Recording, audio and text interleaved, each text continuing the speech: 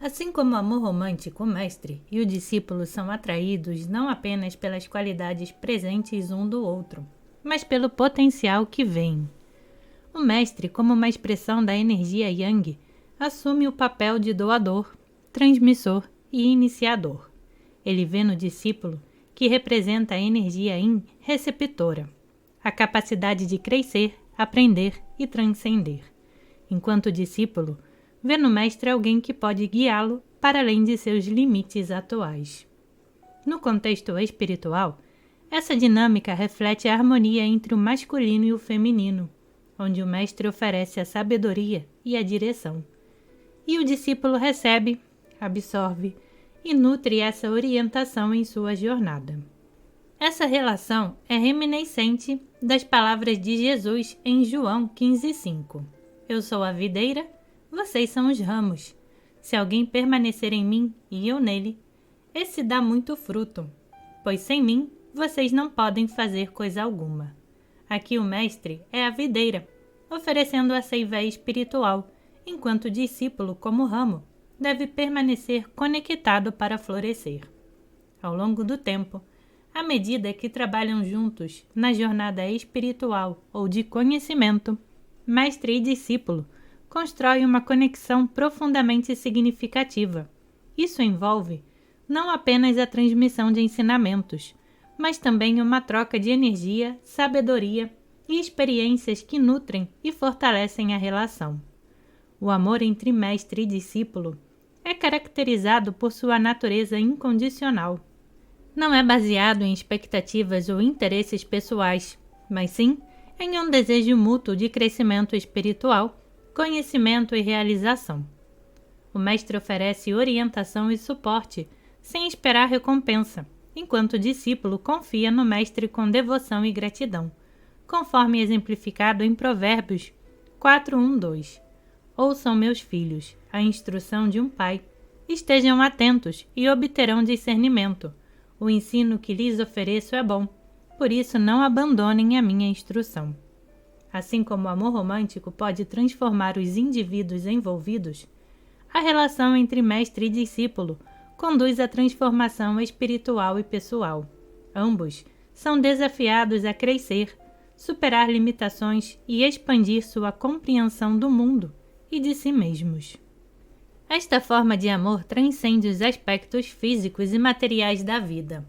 É uma conexão de alma e espírito, onde mestre e discípulo compartilham uma afinidade espiritual e um propósito maior na busca da verdade e da iluminação, ressoando com Coríntios 2,16.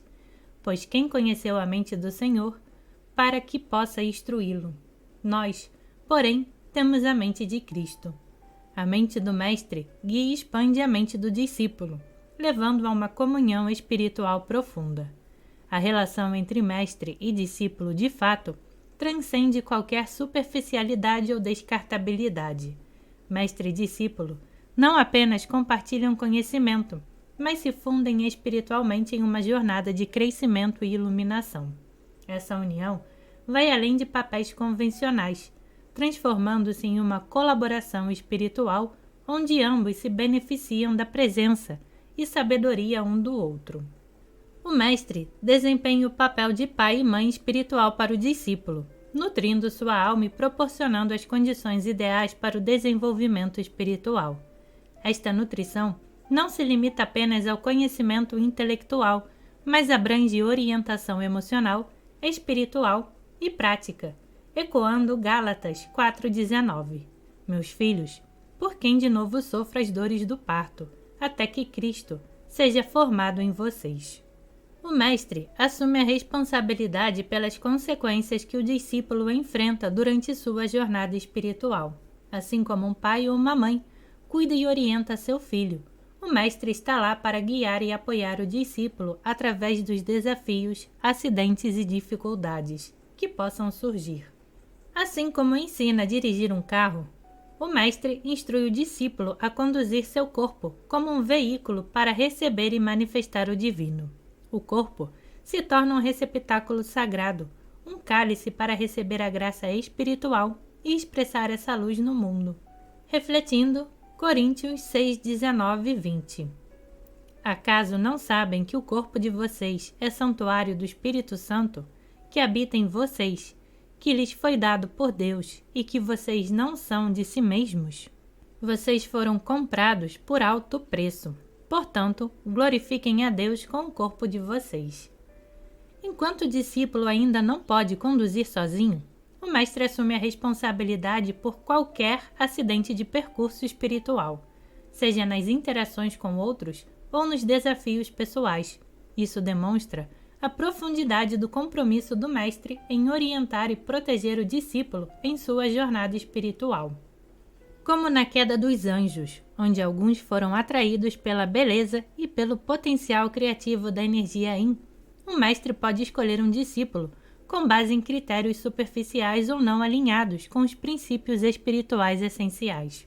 Isso pode levar a desafios e conflitos na relação mestre-discípulo, pois a falta de harmonia espiritual dificulta a transmissão eficaz de conhecimento e orientação. Os anjos caídos se apaixonaram pelo potencial criativo das mulheres humanas, buscando nutrição e desenvolvimento através dessa conexão. Da mesma forma, um mestre pode ser atraído pelo potencial de um discípulo, esperando que juntos possam realizar grandes feitos espirituais. No entanto, se o discípulo não estiver preparado ou comprometido com a jornada espiritual, essa parceria pode se mostrar infrutífera.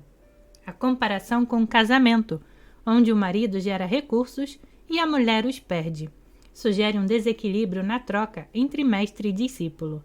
Se o mestre investe energia, tempo e sabedoria significativos em um discípulo que não responde ou não absorve os ensinamentos de maneira significativa, pode ocorrer um desperdício de recursos espirituais preciosos. Assim como é crucial a harmonia espiritual entre marido e mulher para um casamento frutífero, também é essencial que haja alinhamento espiritual entre mestre e discípulo. Isso permite uma troca genuína de conhecimento, crescimento mútuo e realização espiritual. A queda dos anjos e outras metáforas sugerem que a jornada espiritual é dinâmica e cheia de lições importantes. Tanto mestre quanto discípulo estão em constante aprendizado e evolução, ajustando-se e crescendo ao longo do caminho. Na história dos anjos, vemos uma tentativa de transcendência das limitações divinamente estabelecidas, resultando em uma queda espiritual. Da mesma forma, na relação entre mestre e discípulo, o discípulo busca a transcendência pessoal e espiritual através da orientação do mestre, mas pode enfrentar desafios e quedas ao longo do caminho. Da mesma forma que os anjos que se relacionaram com mulheres humanas foram vistos como uma transgressão da ordem divina, a relação mestre-discípulo envolve uma transgressão das fronteiras do conhecimento convencional e uma busca por sabedoria profunda. O discípulo pode ser desafiado a questionar e expandir seus limites pessoais e espirituais. Tanto na história dos anjos, quanto na relação mestre-discípulo, há um elemento de desenvolvimento espiritual e crescimento.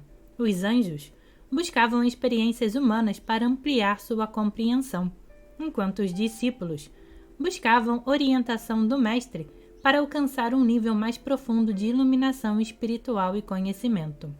A transgressão dos anjos teve consequências significativas, assim como a jornada do discípulo, sob a orientação do mestre, pode implicar responsabilidades e consequências espirituais.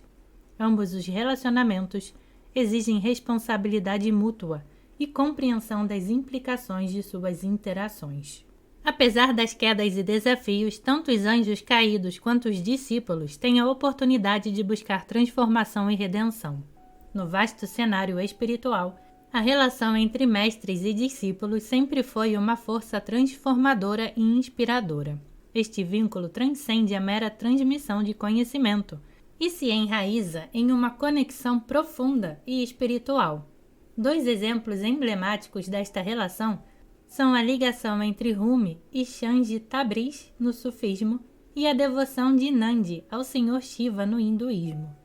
Esses relacionamentos ilustram a profundidade e a intensidade de um caminho compartilhado em direção à verdade e à iluminação. Rumi, o famoso poeta místico, encontrou em Shanji Tabriz não apenas um mestre, mas uma alma que despertou sua busca mais profunda. Antes de conhecer Shams, Rumi era um erudito respeitado, mas foi através desse encontro que ele se transformou no ícone espiritual que conhecemos hoje. O encontro com Shams despertou em Rumi uma nova compreensão do amor divino. Shams não ensinou Rumi por meio de lições convencionais, mas por uma presença que irradiava sabedoria e transcendência. Eles se envolviam em conversas profundas e meditações que quebravam as fronteiras do ego e abriam caminho para a união com o divino. A relação entre Rumi e Shams era tão intensa que muitos a consideravam incompreensível. Para Rumi, Shams era a encarnação do amor divino, uma presença que o levou a compor os versos de seus Divan e Shams. Imaginave. Esses textos não são apenas poesia, mas expressões profundas da sua jornada espiritual e da fusão das suas almas. No panteão hindu, Nandi é conhecido como fiel devoto e montaria de Shiva, o deus da destruição e transformação. Embora Nandi seja representado como um touro, sua devoção a Shiva transcende o simbolismo, exemplificando uma relação de serviço e adoração que vai além do que é físico ou animalístico. A devoção de Nandi começou com um desejo sincero de servir ao divino. Nandi, em sua forma humana original, buscou a sabedoria e a presença de Shiva, comprometendo-se a ser seu eterno servidor. Shiva, reconhecendo a pureza do coração de Nandi, o aceitou como seu devoto mais fiel. Nandi é mais do que um servo, ele é o guardião dos portais de Shiva, um símbolo de lealdade e devoção inabaláveis.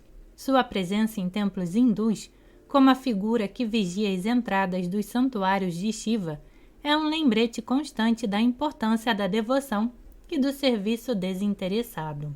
Em ambos os casos, seja Rumi e Shams ou Nandi e Shiva, vemos que o verdadeiro relacionamento mestre-discípulo vai além das palavras e ações. É uma dança espiritual, onde a entrega, o amor e a busca pela verdade criam um laço eterno que ressoa muito além das limitações do tempo e do espaço. Essa relação é um farol para aqueles que buscam a verdade e a iluminação, demonstrando que, na jornada espiritual, a união com o divino é tanto o caminho quanto o destino final. Porém, nem todos os discípulos estão prontos para o mestre, assim como nem todos os campos estão prontos para serem semeados. O mestre, com sua visão aguçada e experiência, pode reconhecer quando um discípulo ainda não está preparado para receber os ensinamentos profundos que ele oferece. Isso pode ocorrer por várias razões. Talvez o discípulo ainda esteja preso em apegos mundanos, incapaz de libertar sua mente e coração para a busca espiritual. Talvez suas motivações sejam superficiais, buscando o mestre por status, poder ou outros ganhos materiais, em vez de um desejo genuíno de crescimento espiritual. Jesus também falou sobre isso em suas parábolas, destacando a importância de estar pronto para receber a sabedoria divina. Em Mateus 13:3-9, na parábola do semeador, ele diz: ouçam, o semeador saiu a semear. Enquanto lançava a semente, parte dela caiu à beira do caminho, e as aves viram e a comeram. Parte dela caiu em terreno pedregoso, onde não havia muita terra, e logo brotou, porque a terra não era profunda. Mas, quando saiu o sol, as plantas se queimaram e secaram, porque não tinham raiz. Outra parte caiu entre os espinhos, que cresceram e sufocaram as plantas. Outra ainda caiu em boa terra, deu boa colheita, a 100, 60 e 30 por 1. Assim como a semente e os ensinamentos do mestre precisam de um solo preparado, uma mente e um coração prontos para a transformação. Quando o discípulo não está pronto, forçar o aprendizado pode ser prejudicial. É como tentar acelerar o amadurecimento de uma fruta antes de seu tempo, o que pode resultar em uma experiência amargamente incompleta. O mestre deve, então, reconhecer esse estado e, com sabedoria e compaixão, orientar o discípulo em caminhos que possam ajudá-lo a se preparar melhor para a jornada espiritual. ou simplesmente aguardar o momento certo. Em alguns casos, o discípulo pode precisar passar por mais experiências de vida, enfrentar suas sombras ou resolver questões internas antes de estar verdadeiramente pronto para o caminho ao lado do mestre. É um processo que exige paciência, tanto do discípulo quanto do mestre, como um pai que sabe que seu filho não está pronto para certas responsabilidades. O mestre compreende que a prontidão espiritual não pode ser apressada. Portanto, a jornada espiritual deve ser iniciada no tempo certo, quando o discípulo estiver em um estado de receptividade e abertura, capaz de realmente absorver e aplicar os ensinamentos. O mestre, como guardião dessa sabedoria, sabe que sua missão é semear em solo fértil, onde os frutos do trabalho conjunto possam florescer abundantemente, respeitando o ritmo natural de cada alma.